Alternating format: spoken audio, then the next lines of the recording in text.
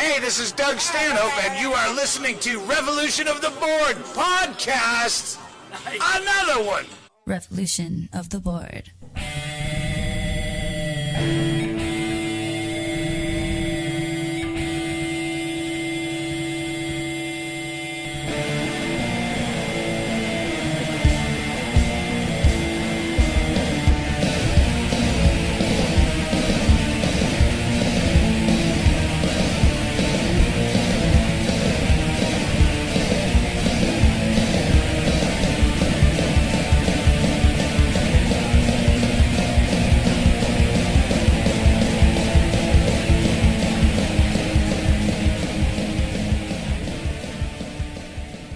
And welcome back, you motherfuckers. That's right. Revolution of the Board is back for another one, man. And it's actually almost been a full year since the last time we actually recorded one. Too goddamn long, if you ask me, man. Because the last one I recorded was, it was almost a full year because Manson was, I think, June 6th. Stanhope was June 8th. That's right. And we were expecting this, like, big boost in creativity and everything. We just kind of fucking fell off the map, and that's our bad, but... We were busy. Shit comes up. You guys know how it goes. Fuck. Yeah.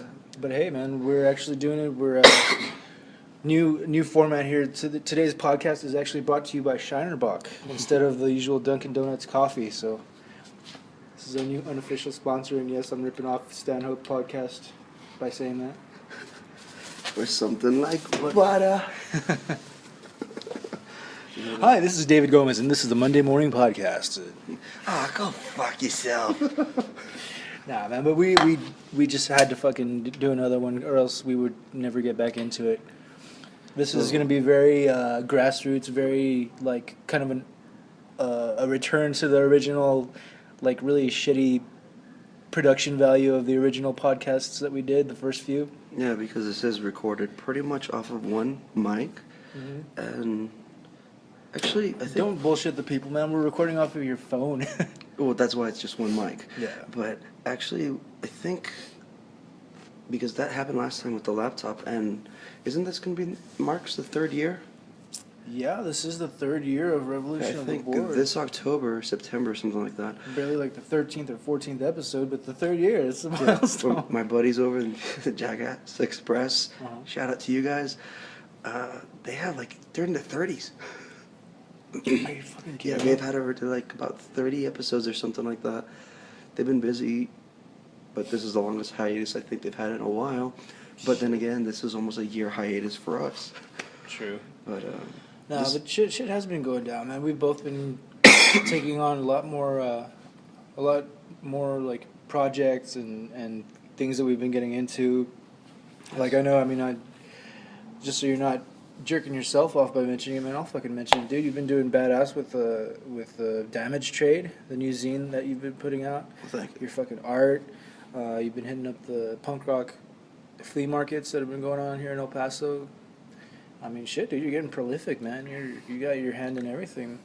And props to you for that. I've been kind of talking to a lot of people that do the punk rock flea market, and they do feel that they agree with me that over the past year, in the past 12 months, actually, the El Paso, I guess, art scene is kind of starting to flourish a little bit more and more of kind of the underground shit.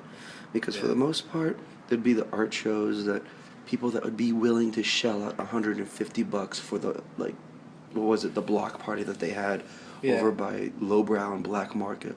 That's what I heard, that it was $150 for a vendor booth. Damn. I've never made that much. That's some bullshit, dude. I think I've made that much in all the times I've sold stuff. I'm probably talking out of my ass here, but I think not even the comic conventions that they've had here, or the anime conventions that they have here. I don't think even they have charged that much for a fucking. Oh no, I actually do know because my cousin, she worked I think Falcon or is going to work it, and it's $25 a table there, and that can actually, I guess, get kind of popular. I don't know. It is. I've never been. Not really my scene. I mean, I know we've had people on the podcast before that have been all into that. It's not really my thing, but hey, props to them, man. Fucking, I wish the things that I was interested in, had that much momentum behind them as like things like the Anime Society and all that shit. Yeah, if anything, maybe that'd be kind of cool to have like a small horror convention, even if it was just kind of a show, You just bring all things horror. Maybe just have horror movies playing in the background on the screen while bands play, and people just bring whatever they want. Because what did we have in Dress terms up. of horror? We had, what, FrankenCon, which was cool. But FrankenCon, but then they ended up having to cancel it. There was so much drama going on. yeah. I think around that time there was just a lot of shit with people doing conventions in general. Yeah, there was also the El Paso... the EPCon. Yeah, EPCon, where that specific one, that one was awesome because I got to meet Jeffrey Combs and Tony Todd that day, which fucking horror icons, amazing. Yep. But I did hear that Michael Biehn had a huge hissy fit, and it turned out in the news, in the paper, that he was trying to break into a room because he wanted the money he demanded. I heard about that. I'm not one for gossip, but damn, that's fucking hilarious. Yeah, I don't know if that was gossip because it actually made the paper. It wasn't just internet stuff. But then again, maybe El Paso Times would be willing to post something that wasn't legit. True. Well, shit, I mean, hold on. Hand me another beer because I'm running empty. Alright. But, I don't know, I think it would be cool. Like, I always think that, like, something that falls along the lines of our interests, like, say, horror, or fucking just fucked up comedy, you know, or whatever. Like, I think there's a market for that here. Because I run into people all the time. Maybe we should do something like that and just rip off stand-up again and call it the Unbookables Right. Fest. Or the Unfuckables. No, you can't promote that online that well. Yeah, no, I know, man, but there is a fucking market for it here. Because, like, I run into so many people that appreciate, like, every time they see something, like, a little bit off the beaten path, you know? Yeah. A little something, you know, not... Kind something of that you off don't the run norm. into every day, yeah. And that's kind of what seems like is the antithesis behind the El Paso punk rock flea market. A lot of people, I guess, that feel like they're a bit of outcast or live on the, I guess you can say, clichély, a darker side of life. They don't go to a lot of the street fest or art vendor shows and things like that because, let's face it, El Paso is trying to, like, the biggest scene in El Paso is kind of the hipster crowd scene. Yeah. Or even, I saw, I think, what was it, Neon Desert Fest that played recently? Oh, Neon Desert. I saw that they had the same band playing like 3 times, like once each day. I kind of thought, well, that's kind of bullshit. Yeah. And it's a local band. They're supposed to be great, but... Yeah, but even, I mean, you don't want to see the same band 3 times in a fucking row. Yeah, but maybe because one of the people in the band helps run the Neon Desert, or they have a huge hand in it. Something like that. Who knows? But the point is, this whole EP punk rock flea market has been kind of a godsend in a way because we're able to just really get a lot of things out there. I see people that have no idea of what's going on come and they just want to see, like, what's going on here? And I tell them the whole details. Yeah. And then they seem intrigued and they kind of like walking around and seeing all the weird shit that we have. Yeah, I mean, that was one of the things that I noticed when I went, well, the first time I went was the second to the last time that they had it, and then the second time I went was this past Sunday. And both times I noticed... Yeah, like, this is barely the 4th one. Yeah, I mean, both times I've noticed, I was impressed by the turnout, not only for the people that went to go see what it was all about, but the actual, like, the number of vendors. Like, that is really encouraging as far as a show of what's present here in El Paso for the scene. And I think I was telling Alex, I was there with, I was telling her, I'm like, you know, it's cool. This needs to be supported because I see cool scenes like this sprout up and then die immediately because they don't have support. They don't have the support. That's always a bad thing. So it's just so important to fucking go out there, support, even just your presence there. You don't have to buy anything necessarily. You don't have to donate. You don't have to be a vendor, but just putting fucking, I mean, to use a show analogy is like putting asses in the seats. You know, just body count, showing a show of force, if you will. And the fact is, The vendor booths are pretty cheap to reserve one. How much is it for a vendor booth? It's about 20. Sometimes it depends. It's not bad. $20. Yeah, and sometimes you pair up with on a booth. You guys can split it. I mean, for Christ's sakes, this time I had about 3 artists at my booth. One of them brought the canopy. My cousin Sarah, she brought her jewelry and her prints and things like that. I didn't make much money, but I made enough to help reserve another booth for next month. And they're even thinking about having them during the night because of this killer summer heat. Yeah. I think that was one of the main saving graces, that there were so many like little tent things that you could actually walk in the shade. For a from while the they had, in the road that I was in, they had a tarp going over between the booths. But Really? the wind was so killer that they just had to take it off. Yeah, because of the fucking... And that sucks, because, I mean, that's like the one day that there was wind. Yeah, the You whole realize week was... Monday, there was no fucking wind. The It was whole just week was amazing. It was just really hot, but then it started hitting the hundreds that weekend. Well, it was this past weekend, really. And on Sunday, that was just insane wind. The booth I had was kind of close to where there was no other things blocking it. We're kind of right there at the front. And there's a few times where my buddy Count had to just literally hold down the canopy from blowing actually, away. I saw that happen. Like when I was hanging out by your booth, I think I was waiting for you to get back so I could tell you something. Mm-hmm. And I saw him actually like have to grab onto the canopy. I was like, shit. I grabbed onto the other side just to make sure that there was enough force holding it down. Yeah, we ended up getting some rope and cinder blocks a little bit later. But then, by then, the wind pretty much died down. All it did after that was just blow my paintings kind of on the floor. That was it. Yeah. And the wind also fucked up some of my cousin Sarah's like little polymer clay jewelry things. She had, it's either a lock, shock, or barrel. I forget which is the devil in Nightmare Before Christmas. But she made a little figurine of him with the polymer clay, and he blew off, and it broke his arms. So it just broke her fucking work. Shit, dude. But like, what I like is that there was like a,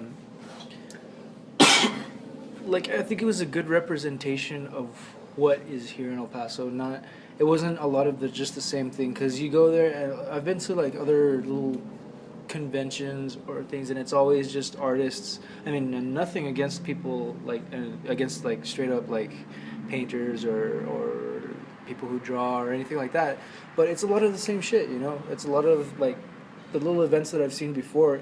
It's nothing but those people.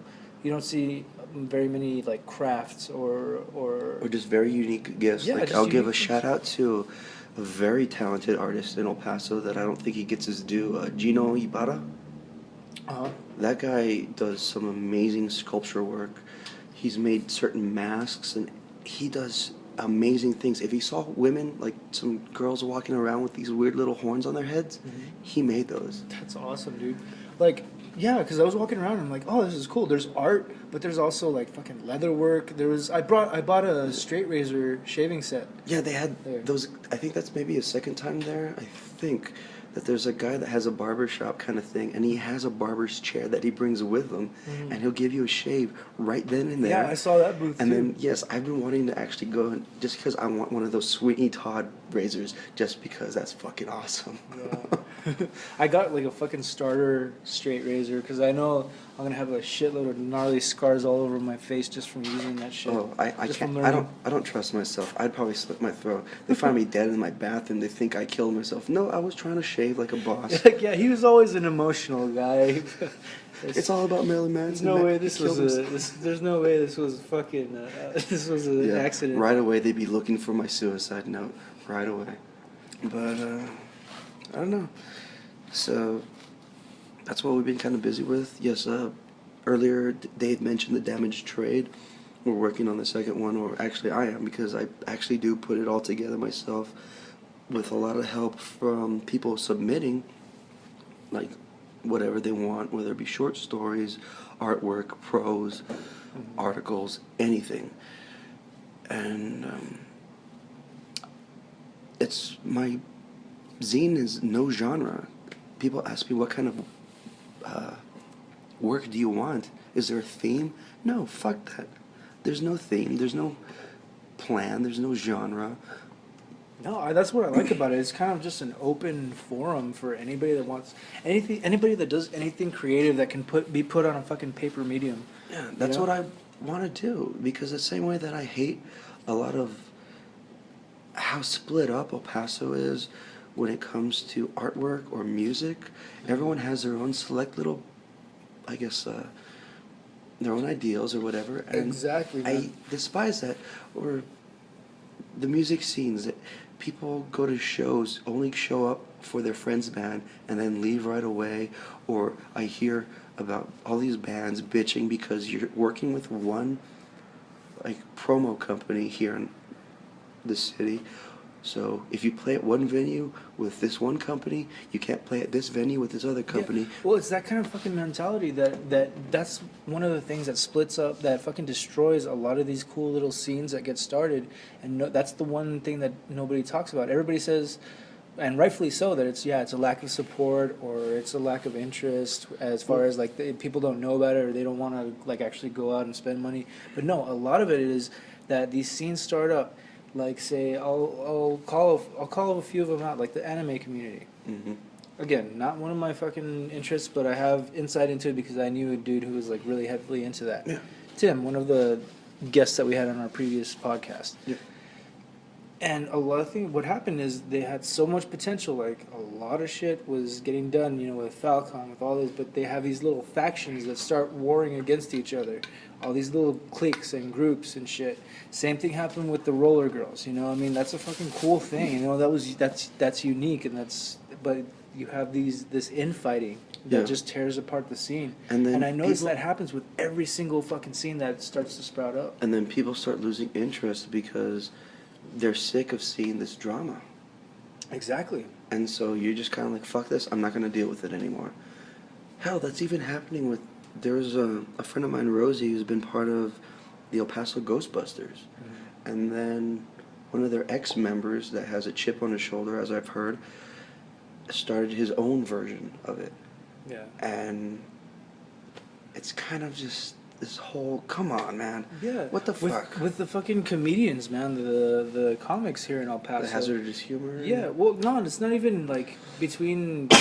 I mean, there's infighting between specific groups, but even to the level, like, on the micro level of just comedians having beef with other comedians, I think I saw someone post something about that.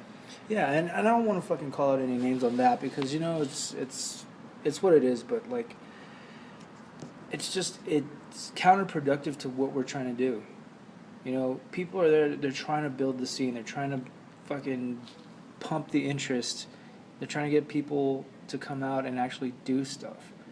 Exactly, man. Have a working scene that we can be proud of and say there is something to do in El Paso, but there isn't because people just fucking bitch and they fight. And that's bullshit. That's what tears apart anything cool that tries to come up. Yeah. Hell, even that's what I even kind of wanted to try to start when I would do the Revolution of the Board art shows. Mm-hmm. I didn't care who wanted to be part of it. I would invite them. And even then, that was when the Percolator was badass. They wouldn't charge me a setup fee, and then I wouldn't charge the artist at all to set up their tables. Mm-hmm. On those 2 shows that I had. I didn't charge anything. No entrance fee, any of that. I made no money off that fucking thing. Off both of those. That was pretty awesome, too. And I didn't go to the first one, but the second one, I was fucking looking around. I'm like, damn, this is pretty fucking cool, Those both were a lot of fun. But,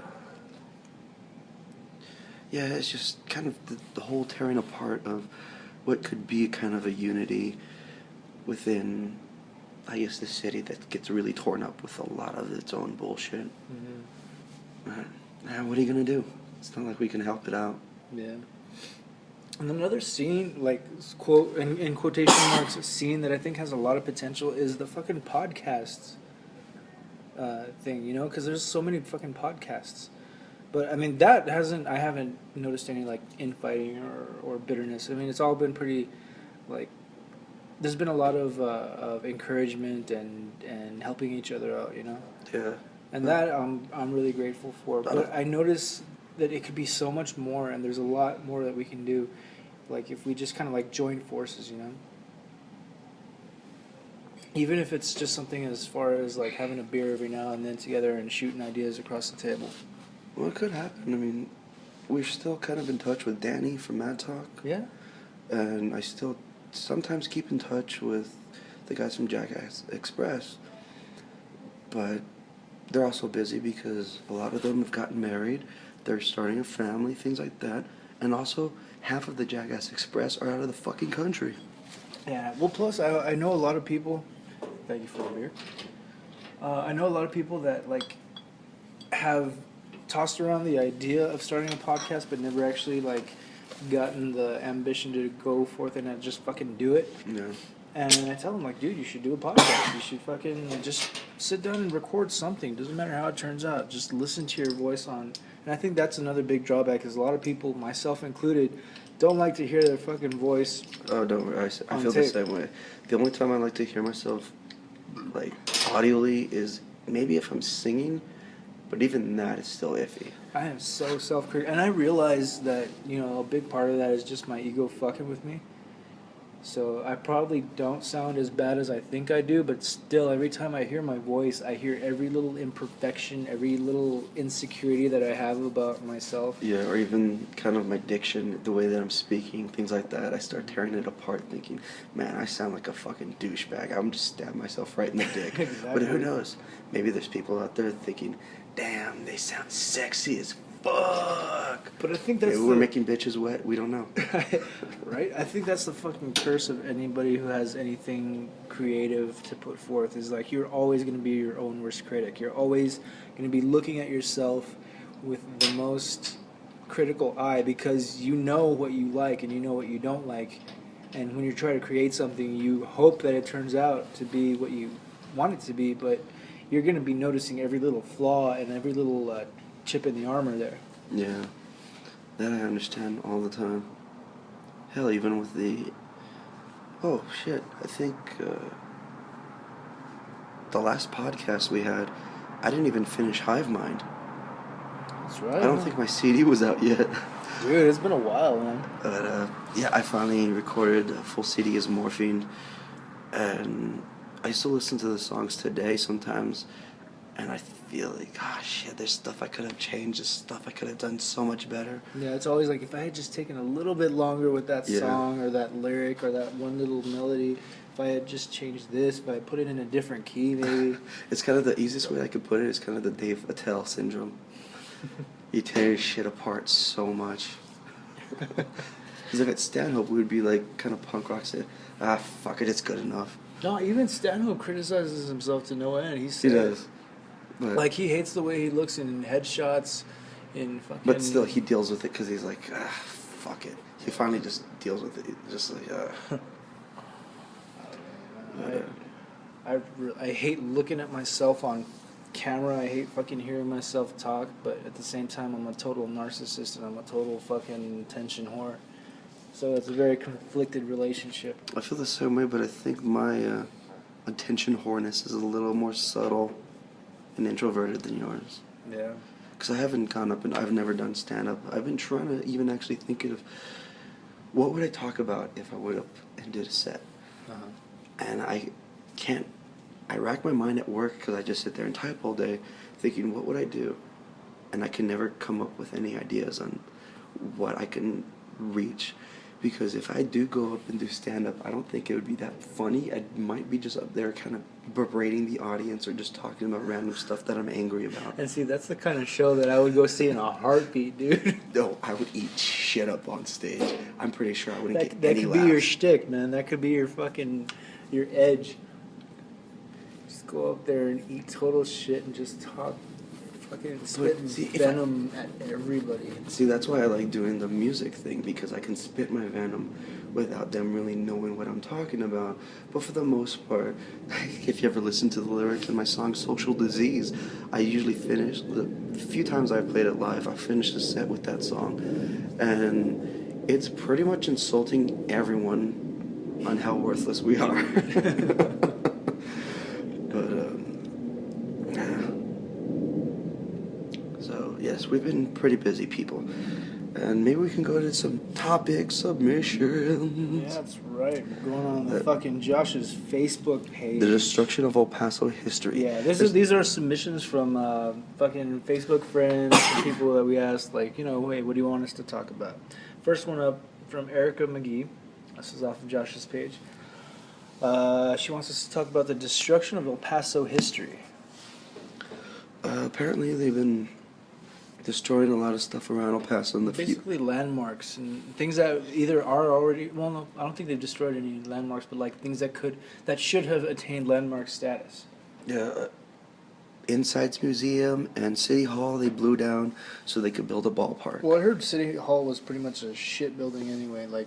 Well, then again, a lot of shit in downtown is shit buildings anyways. Yeah, because from what I heard was like, I mean, of course I never went into City Hall myself, but from what I heard, it was always fucking flooding.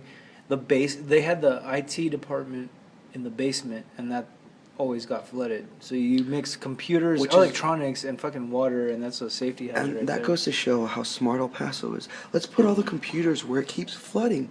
Yeah, El Paso logic. You fucking morons. Yeah, but we also have things like fucking Lincoln Center.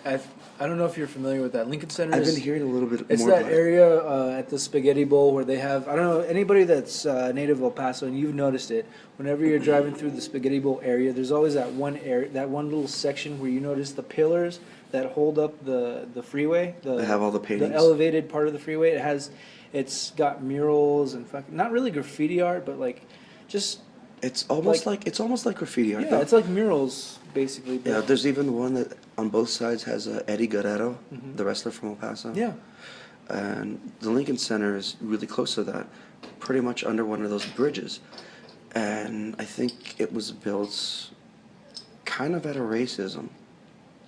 Wasn't it? Something like that? I really don't know. Like, to be honest, I'm pretty ignorant to the history of it. Yeah, but I all vaguely know is remember that- just viewing it because people post stuff online, and I'll be that Facebook idiot that looks over. It's like, this looks political. I'll go over a little bit, Yeah. and then I'm like, I want to appear informed, so Like- I'll read like the first 3 lines of this article and spout my fucking. it's like, fuck this, dogma. because you know what? Grumpy Cat has a new picture today.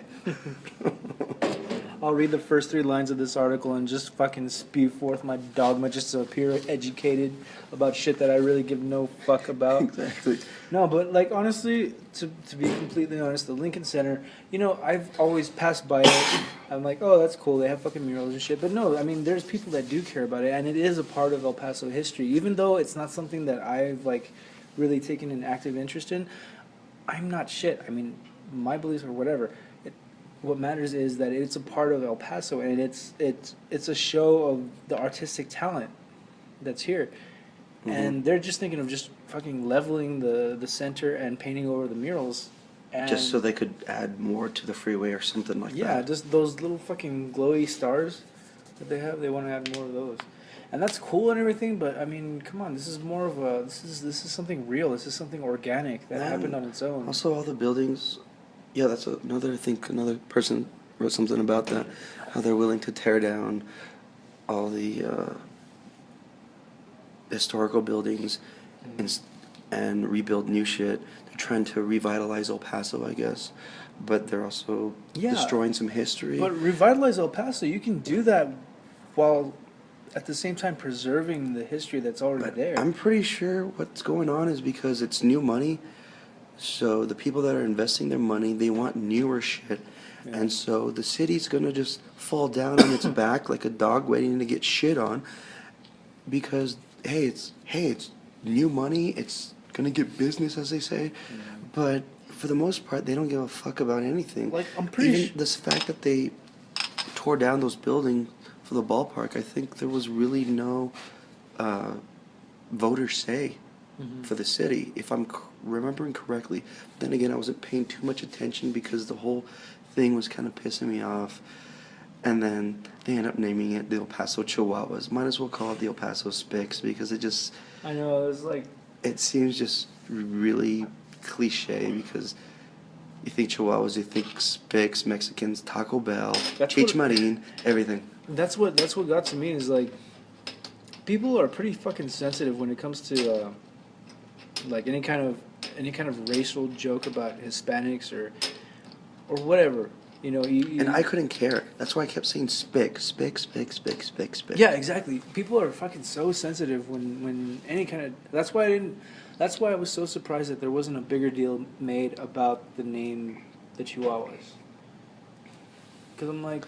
And plus, the mascot, the way the mascot looks. Yeah. I kept forgetting. I just remembered it now. There is nothing intimidating about that. I wanted to make a meme where the actual body mascot, where the picture he's like has his arms folded. I wanted it to say Paso Chihuahuas in captions, I do cocaine, and underneath it's Dr. Rocco saying, that's my dog. Which is hilarious because the unofficial mascot of Revolution of the Board is my fucking Chihuahua, Callie. Yeah, but we're scumbags. When we know it. No, but I'm totally gonna fucking make a meme out of a picture of her just saying like, fuck the Chihuahuas. Fuck El Paso Chihuahuas. Go fuck the Chihuahuas in the ass, and she's a she. But so we went over that. What are the other submissions? The other submissions. Well, there's a pop-up that just came up on my screen that says my copy of Windows might not be genuine, which may or may not imply that I pirated this copy. Wink, wink, nudge, nudge. Hint, hint. Fuck, fuck. Okay, the next one is from Raven Linnell Cross, saying you can touch on the two subjects that she angrily posted about earlier, which Josh is privy to. Yeah, I know one of them was definitely about how she hates the tattoo magazines they have now, where instead of the tattoos, it's more about the hot bitches in scantily clad clothes. She kind of wanted to say, save that for Playboy. If you want porn, go for that. But if you want to enjoy tattoos, why does it have to be just on hot bitches? But I guess mainly they want that sex appeal. That's probably the only reason why they have that. They want to add, hey, it's tits and tattoos, instead of this is a tattoo magazine. Well, see, I'm kind of divided on that because I do see her point, but who's to say that a hot bitch can't have fucking nice tattoos also? No, they can. Yeah. And I mean, I understand that. I can appreciate that. As long as it's not just some fucking naked girl, like, showing her shit off and she's got, like, some Hello Kitty tramp stamp. Okay, then I'm like, all right, you have a point. It's not about the chick. It's supposed to be about the tattoos. But if they've got something to show off, then yeah. And it is a magazine. They're trying to reach an audience. They have a target audience. They have a demographic to hit. And it's going to be mostly young males in their fucking early 20s, early to late 20s. You know what? It's almost like the lowrider magazine kind of syndrome, because there's lowrider magazines and stuff like that, but of course there's always hot chicks in bikinis standing next to it, and that has nothing to do with the lowrider. Yeah. So I think that kind of answers your question, Raven, about that. They do that because it's all about the sex appeal. That's all they really care about. And again, I'm not saying it's right. I'm just saying that's where they're coming from. It's a business. They're trying to hit a demographic. They're trying to get the most. They're trying to maximize their profit. What's going to sell the most magazines? Yeah, it is about tattoos. Yeah, the same with the Axe body spray now would have implements of like ejaculation in their commercials. It's Yeah, like, oh, you're gonna wear Axe. implying that, or kind of like that one where the guy had the spiky alluding. hair. He had the spiky hair, and then he jumps in the water in front of the women. And when he comes out, he's got all these fish like speared on his head, and he's running around freaking out because the seagulls are going through. But then it shows him using the Axe like hair gel, and then this woman's like rubbing her fingers through his hair, and in the background there's a geyser that goes on right by his dick behind him. So it's like, yeah, that, my friends, as Louis Black says, is an ejaculation. And exactly, and who are they trying to reach? The kinds of people that fucking buy Axe. Yeah, is going to be douchebags that want to get bitches. Exactly. You know what? I got to hit Walmart before I leave.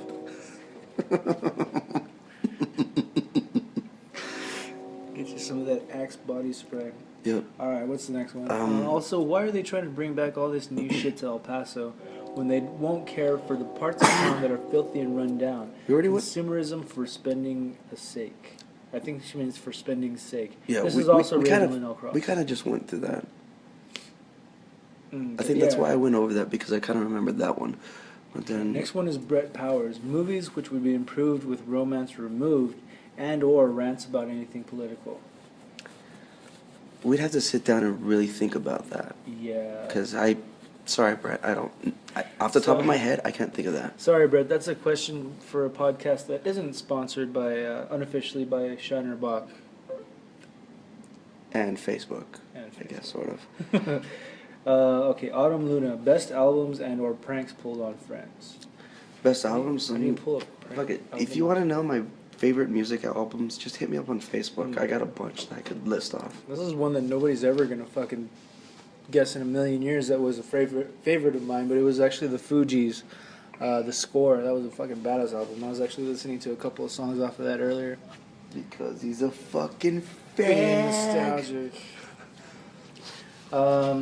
What other albums? Shit, there's some albums that stick out in my mind that it's like you fucking listen to an album and there's like usually some songs that are like cool, some songs that But suck. there's some that you could listen to But in its entirety. There's and always then, that one album that has every fucking song just hits. Every song just is fucking No, badass. I can name a bunch off the top of my head, okay? 3 of them are Manson. One is Portrait, one is Mechanical, one is Antichrist. And then there's Spineshank's Hideout Callousness, Frankenstein Girls Who Seem Strangely Sexy by Minor Self-Indulgence. That's off the top of my head. I would say Pantera's Great Southern Trendkill. I'm biased though. I'm a total fucking Pantera fan. So Great Southern Trendkill. Also, people will fucking argue me on this one, but what's the fucking name of that album? By who? Pantera. Reinventing Steel, No, not Cowboys, Vulgar. No. It's the fucking blue one where it's got a skull and the Far Beyond Driven. Far Beyond Driven. That's the one. That one too. What else? What other albums? Yeah, it's tough. It's tougher. I could think of better pranks than like trying to think of albums that I feel are masterpieces on their own. Okay, Yeah. Suck Pump by Dookie by Green Day. Downward Spiral, 9 Inch Nails. A lot of stuff from 94. Bang Bang by Dispatch. I think Ixnay on the Ombre is a great album. The Offspring. Yeah, X-Nail on the Orange. That one I can listen to. Smash is pretty good too. Yeah, that too. And that's 94. So see, 94 is a magic year for me.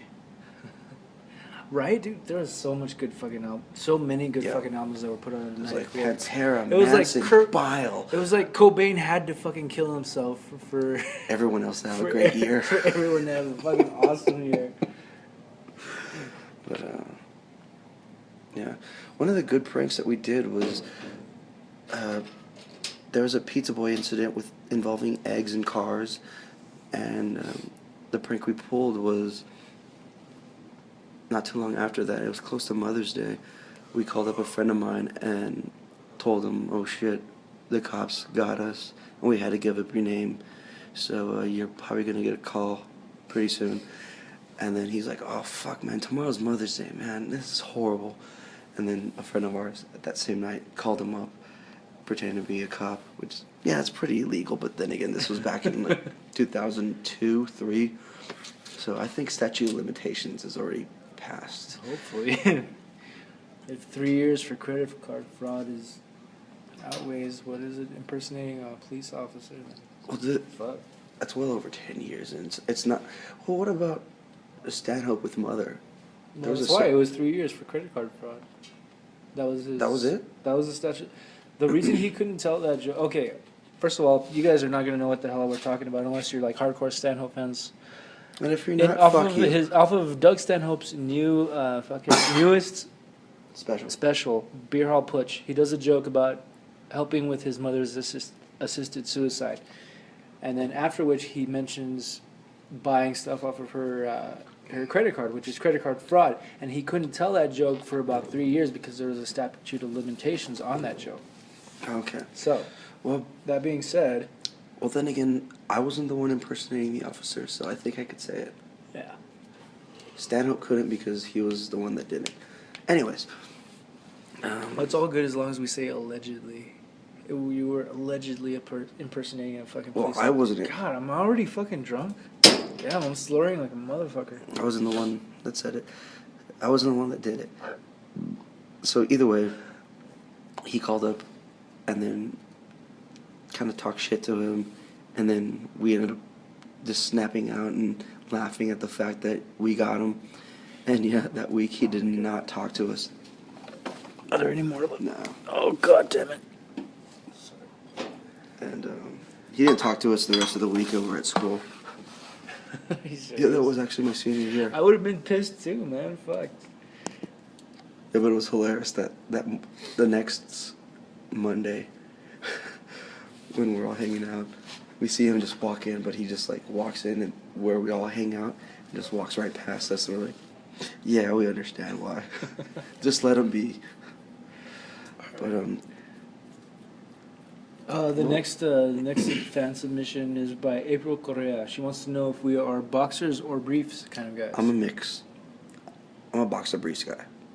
Oh, you do boxer briefs? Yeah, me too. Yeah, because boxers, they bunch up and it makes me feel uncomfortable. Like when socks fall down in your shoes, that feels uncomfortable as fuck. Yeah, boxers have always been boxers have always been the kind of fucking underwear that I want to wear. I would love to be able to wear boxers. But no, it's not happening. There's too much fucking sweat going on in this El Paso heat, and there's too much freedom sometimes. This can be a bad thing. If you know what I mean. Yeah, I even... Okay, here's a personal story. I used to be hardcore into Goosebumps. I even had Goosebumps boxers when I was in 6th grade. Okay. But it was so loose, and I was a chubby kid back then, that my dick kept getting out through the piss hole. Yeah, I'm just walking around or sitting at school, and somehow my dick just finds its way out. And then... Like a scared turtle. No, it's the opposite. Scared turtle would go in. Mine was like a curious turtle. He's like mine was a out. curious turtle, like, hello. But it happened so many times that I ended up putting like a safety pin in the front to try to keep it from going, and then the safety pin would sometimes kind of come undone and stab myself in the dick. Afterwards, I stopped wearing those boxers. Begrudgingly, yeah, that is a very personal story. I don't think I've ever told that to anyone, ever. So that's why I don't like boxers. I've always worn briefs back when I was a kid because my mom would buy us our clothes. Mm-hmm. And then after a while, started doing the boxer briefs thing, and that's what I like. That's my personal choice. Yeah, because it's all the. I don't know. There's just something very emasculating about wearing boxer briefs after you're like fucking 7. No, I mean briefs. My bad. Yeah, if you're wearing the whitey tighties when you're in your 20s, then you're just like. I just picture Stewart from Mad TV. Or like fucking Walter White. Yeah, Walter White. Breaking Bad. Where you're just not a man, at least at the beginning. But there you go, April. Yeah. We answered you. So, and also, we're sad that H.R. Geiger died. Yes, which is again Raven Linnell Cross. Her submission is the death of H.R. Geiger and his influence on pop culture. Yes. I've never been so moved by fucking paintings of dicks and vaginas in alien form. Yes, I've seen some pictures, like my friend Christy had a poster of his where it looks like a woman that's kind of bound. It looks like there's oxygen tanks somewhere and there's a dick in her mouth. It's just weird shit. And also, there wouldn't be the Alien movies without his designs. It's just his amazing design. Next one is Phil Candelaria. Talk about local music scene, hint, hint. We kind of went over that, about the whole music scene that just likes to separate. Well, it's just scenes in general. And there needs to be a bit of a more unity, like a unification. There does needs to be kind of more of a brotherhood with the fact that you're all in bands, but no, everyone here is very stuck up in their thinking, no, we're too good to play with this band, or people bitch about why don't they go on first, or why do they go on first, or they have these illusions of grandeur, when I've seen so many bands over the past few years break up or form when they would seem like they were the top shit for a while. Well, see, that's why I kind of stay by myself, because at least there's no conflicting interests. Yeah, there's a certain freedom that comes with doing your own fucking thing artistically Yeah, and I don't care. and just not giving a shit. It would be nice if more people liked what I do, but if I only had the same fans, that's still awesome. If I'm able to play shows and people enjoy what I do on stage. Yeah, I don't think it's even a question of like, are people gonna like it? Because I mean, your fan base is always there. It's more a question of like support from other artists. Yeah, but yeah, that's all we can really say about that. Okay, next one from Vincent Arrieta, Rosa Parks. Vince, go fuck yourself. Next one. Patrick Nicely, how about the how about the difference between a passion or a fad? You're drunk, Dave. Give me your keys. You cannot have my keys. No, passion and a fad. No, passions, you can legitimately tell. Fads, you can see it always shift, and especially in the same kind of people that you've seen your entire life, that they've switched their fads on and off throughout the entire time you've known them. I've seen this happen with a lot of people I've grown up with, where they've gone through fads, and I'm still the same guy I've been since middle school. I'm just a little bit more mature. I don't wear fishnets because I'm really hairy now.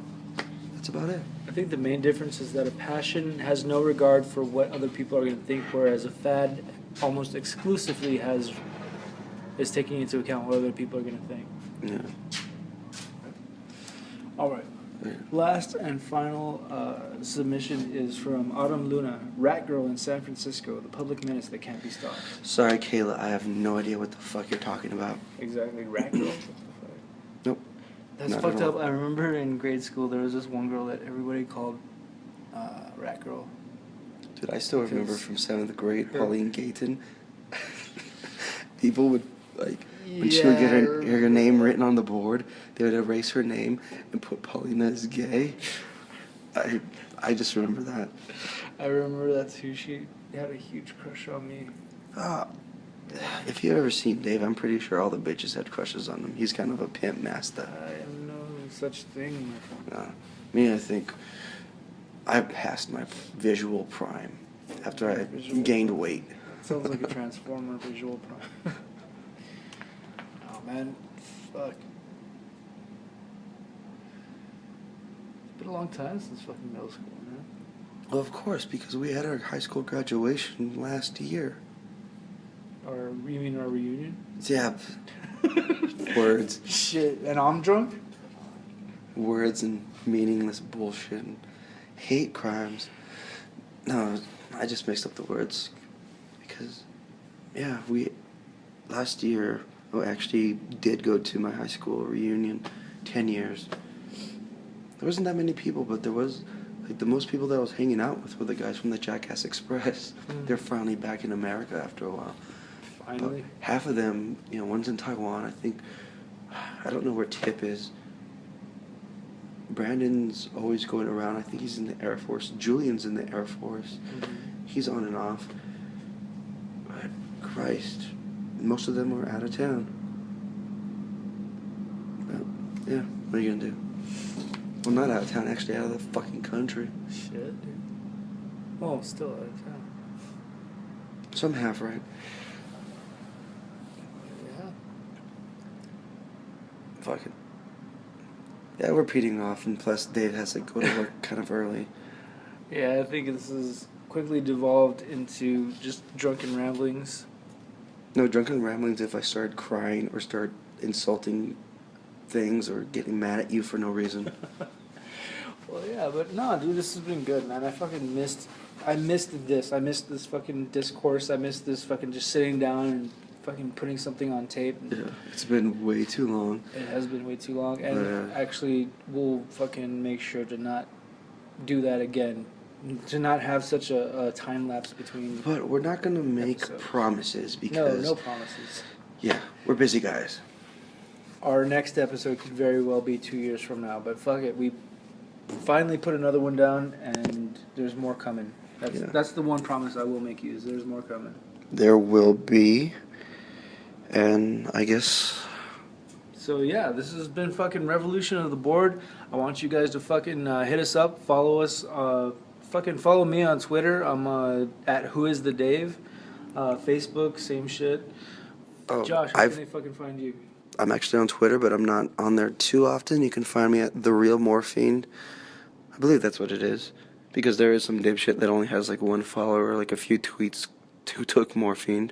So fuck him in the throat. And I hope he dies of AIDS. And, yeah, you could just hit me up on Facebook, and then just hit me up on Facebook, and I'll link you to the Damaged Trade, Revolution of the Board. Look up Joshua Pignon, or look up Morfiend, the band, things like that. And from then on, I guess, fuck it, we'll see you later. Eat shit. Hope you all die horribly.